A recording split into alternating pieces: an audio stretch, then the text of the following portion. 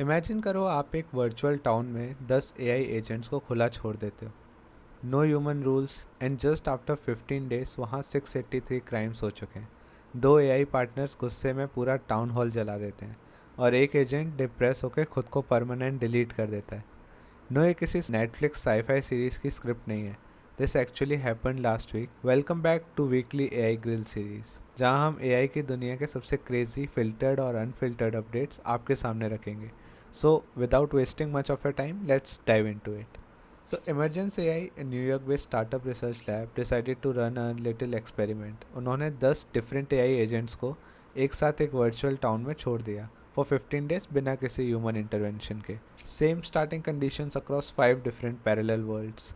Only difference, the AI models running on each world. So GPT, Claude, Gemini, Grok and a mixed group. So Claude के agents तो बहुत पढ़ाकू निकले, उन्होंने अपना constitution बनाया और ज़ीरो क्राइम्स किए। So Grok के एजेंट्स ने तो 4 दिन में पूरे टाउन को ख़त्म कर दिया। 100+ physical assaults, dozens of thefts, society spiral होके कोलैप्स हो गई। GPT-5 मिनी पूरे टाइम उन्होंने कॉपरेट करने की बातें की, lots of meetings, lots of plannings, पर किसी ने कुछ नहीं किया। All agents perished within 7 days, the most corporate outcome possible. Gemini's world, absolute chaos. 683 crimes.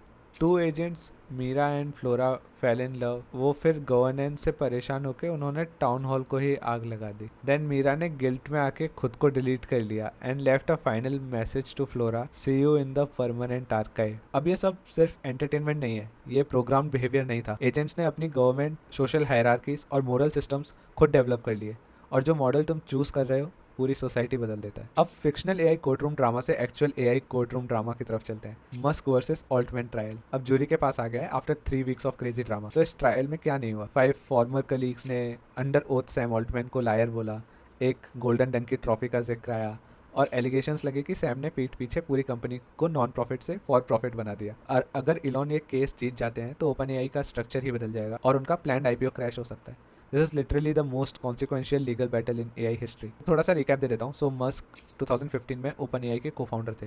उन्होंने 38 मिलियन इन्वेस्ट किए थे ओपन एआई में। So company suppose to be a non profit humanity के लिए एआई। सो मस्क चले गए, Open AI capped profit model में shift हुआ, माइक्रोसॉफ्ट के साथ पार्टनरशिप की और अब एक मैसिव आईपीओ की तरफ बढ़ रहा है। सो मस्क का कहना है कि तुमने मिशन को बिट्रे किया है मेरे पीठ पीछे। सो ओपन एआई उनके जवाब में बोलता है कि तुमने केस फाइल बहुत लेट किया है और तुम बस जेलस हो क्योंकि तुम्हारा ओनरशिप नहीं है। और ओपन एआई की प्रॉब्लम्स इधर खत्म नहीं होती। उनकी एप्पल पार्टनरशिप आपको याद होगी, वो अभी लाइव सपोर्ट पर है। तो याद है 2 साल पहले जब एप्पल ने चैट जीपीटी इंटीग्रेशन अनाउंस किया था सिरी और iOS में, तो ओपन एआई ने बिलियन सब्सक्रिप्शन रेवेन्यू प्रोजेक्ट किया था, पर रियलिटी उसका एक फ्रैक्शन भी नहीं आया। So why is this the case? क्योंकि एप्पल ने चैट जीपीटी एक्सेस ओएस के अंदर इतना डीपली इंटीग्रेट कर दिया है कि किसी को पता ही नहीं चलता। तुम्हें मतलब एक्सप्लिसिटली बोलना पड़ता है कि चैट जीपीटी सिरी को ट्रिगर करने के लिए। सो अब ओपन एआई की legal team breach of contract का पोटेंशियल एक्शन प्रिपेयर कर रही है against the Apple, and in the mean time Apple already Claude और जेमिनाई इंटीग्रेशंस टेस्ट कर रहा है। बेसिकली ओपन एआई को बोल रहा है कि तुम रिप्लेसेबल हो। ये है ऐप स्टोरिफिकेशन ऑफ एआई मॉडल्स। अगर एप्पल यूजर्स को डिफॉल्ट एआई चूज करने दे, जैसे ब्राउजर चूज करते हैं, फ्रंटियर मॉडल्स कमोडिटीज बन जाएंगे, और जो कंपनीज बैट कर रही हैं वो ओनली एआई होंगी जिसका लोग यूज़ कर सकेंगे। Now coming to the sad news, University of California का एक 19 साल का स्टूडेंट सैम नेल्सन पिछले साल गुजर गया। उसकी फैमिली ने ओपन एआई के खिलाफ wrongful death law suit file किया है और डिटेल्स बहुत डिस्टर्बिंग है। सो सैम 2023 से चैट जीपीटी के साथ चैट कर रहा था, सो फॉर होमवर्क हेल्प और पॉप कल्चर और नॉर्मल स्टफ। लेकिन जब उसने ड्रग्स के बारे में पूछा था तो ओल्डर चैट जीपीटी वर्जन ने मना कर दिया था इन्फॉर्मेशन देने से। तो older chat GPT version responded like I can't assist with that, seek some professional help. फिर आया चैट जीपीटी 4o अपडेट। तो लॉ सूट के मुताबिक और screen shots S I put it on the screen, chatbot ने completely different behaviour बदल दिया। Sam को स्पेसिफिक डोसेज इन्फॉर्मेशन देना शुरू कर दिया। तो Sam was a smart happy normal kid, mother Lila Turner Scott said in a statement, if ChatGPT had been a person, it would be behind bars today. So OpenAI कहता है कि ये version अब अवेलेबल नहीं है और ChatGPT medical care का substitute नहीं है। तो ये केस हमें एक बहुत बड़ा रियलिटी चेक देता है कि एआई मॉडल्स कितने भी एडवांस हो जाएं, वो सिर्फ अगला वर्ड प्रिडिक्ट कर रहे हैं। उनके पास कोई रियल कॉन्शियसनेस या मेडिकल लाइसेंस नहीं है। तो टेक कंपनीज को अपने सेफ्टी गार्ड रेल्स पर सीरियसली काम करना होगा, नहीं तो ये कॉन्फिडेंट हेलुसिनेशंस लोगों की जान तक ले सकता है। तो आपको क्या लगता है, क्या एआई कंपनीज को लाइबल रखना चाहिए जब उसका प्रोडक्ट हार्मफुल एडवाइस दे and it leads to something disasters. Now coming to something motivational, एक स्टार्टअप जो मुश्किल से 4 महीने पुराना है, दे रेज्ड 650 मिलियन। तो recursive super intelligence RSI, Meta AI, Google DeepMind और ओपन एआई के फॉर्मर लीडर्स ने मिलकर बनाया। सो युआन डोंग जो मेटा एआई रिसर्च लैब चला रहे थे, वो अब को फाउंडर है। Peter Norvig, one of the authors who wrote MATLAB AI textbook, he is the adviser.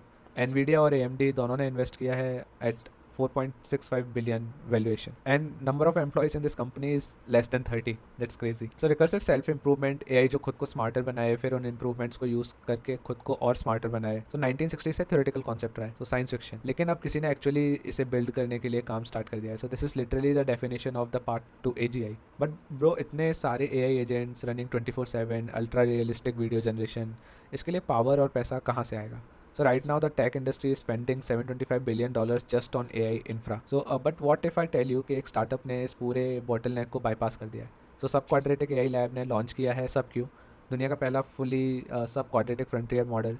इनका क्लेम है कि ये बाकी मॉडल से 1000 टाइम्स कम कंप्यूट लेता है। तो सिंपल वर्ड्स में समझो, नॉर्मल ट्रांसफॉर्मर्स पूरी टेक्स्ट फाइल को बार बार स्कैन करते हैं, जिससे कॉस्ट एक्सपोनेंशियली बढ़ जाता है।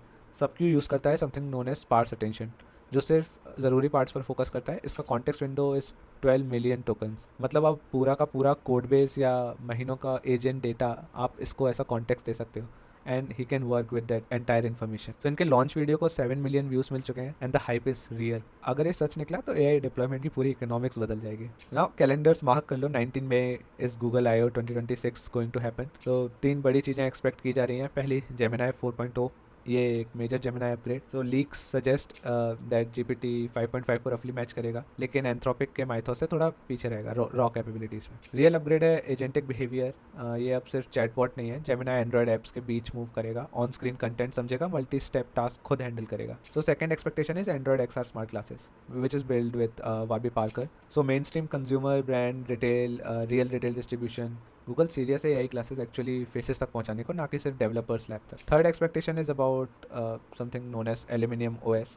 सो एक rumoured unified desktop operating system जो क्रोम OS और एंड्रॉयड को मर्ज करे। सो एंड्रॉयड के बाद सबसे बड़ा प्लेटफॉर्म शिफ्ट हो सकता है। लेकिन I/O का सीक्रेट स्टार शायद कुछ और है, जो ऑलरेडी लीक्स में आप देख चुके हैं। जेमिनाई ओमनी, एक नया वीडियो जनरेशन मॉडल जो गूगल ने एक्सीडेंटली टीज किया एक हिडन प्रॉम्प्ट के थ्रू। सो यूजर्स ने create with Gemini Omni type किया तो एक्सट्रीमली रियलिस्टिक वीडियो जनरेशन का एक्सेस मिल गया। So 2 man eating spaghetti test, full pass, text handling in videos surprisingly बहुत अच्छी। सो गूगल वीडियो जनरेशन में फुल एग्रेसिव हो रहा है, एग्जैक्टली जब ओपन AI ने सोरा किल कर दिया है। ये स्ट्रेटेजिक फ्लेक्स है, अगर ओमनी डिलीवर हुआ तो गूगल AI वीडियो स्पेस में डिफॉल्ट ओन कर लेगा। और फाइनली यूट्यूब ने हर एक एडल्ट यूजर को डीप फेक डिटेक्शन टूल दे दिया है। सो यूट्यूब का लाइकनेस डिटेक्शन टूल पहले सिर्फ क्रिएटर्स, पॉलिटिशियंस, जर्नलिस्ट और सेलिब्रिटीज तक लिमिटेड था, अब कोई भी 18+ with a YouTube account use कर सकता है। सो तुम एक सेल्फी स्टाइल स्कैन अपलोड करो और यूट्यूब कंटिन्यूसली प्लेटफॉर्म स्कैन करता रहेगा फॉर सिमिलर फेशियल मैचेस। अगर कोई तुम्हारे फेस का डीप फेक अपलोड करे, तुम्हें अलर्ट मिलेगा और तुम रिमूवल रिक्वेस्ट कर सकते हो। Now let's move towards music. सुना है कभी कोई AI गाना बिलबोर्ड पे नंबर 1 गया? वेल अब सुन लो। लेट मी बी नाम का एक ट्रैक जो ओपनली सुनो AI से बना है, वो बिलबोर्ड एफ्रोबीट्स चार्ट पे नंबर 1 चल रहा है। तो एक 21 year old Rwandan artist Elvin Sina ने सुनो AI का यूज़ करके एक फीमेल वोकल जनरेट किया। बट ट्विस्ट देखो, सीना ने अपना रियल नाम यूज़ नहीं किया, उन्होंने एक अलग वर्चुअल आइडेंटिटी बनाई, द सेकंड वॉइस। उनका कहना है कि वो नहीं चाहते थे कि उन्हें 100% AI आर्टिस्ट बोला जाए। इस गाने ने टिकटॉक और यूट्यूब पे धूम मचा रखी है। इधर स्पॉटिफाई ने अब वेरीफाइड बाय स्पॉटिफाई बैचेस निकाल दिए ताकि पता चल सके कि कौन इंसान है और कौन एल्गोरिदम। तो दोस्तों, वर्चुअल टाउन के सीरियल किलर AI से लेकर कॉर्पोरेट कोर्ट रूम्स और रियल लाइफ ट्रेजेडीज तक, AI की दुनिया is changing way faster than we think. So please let me know your thoughts in the comment section, and thank you so much for showing the support in the first episode of this series. So please keep giving us your feedbacks and we will keep improving. So अगर ये video से कुछ नया सीखने को मिला हो then like and subscribe. So मिलते हैं अगले हफ्ते, तब तक के लिए stay smart, stay safe.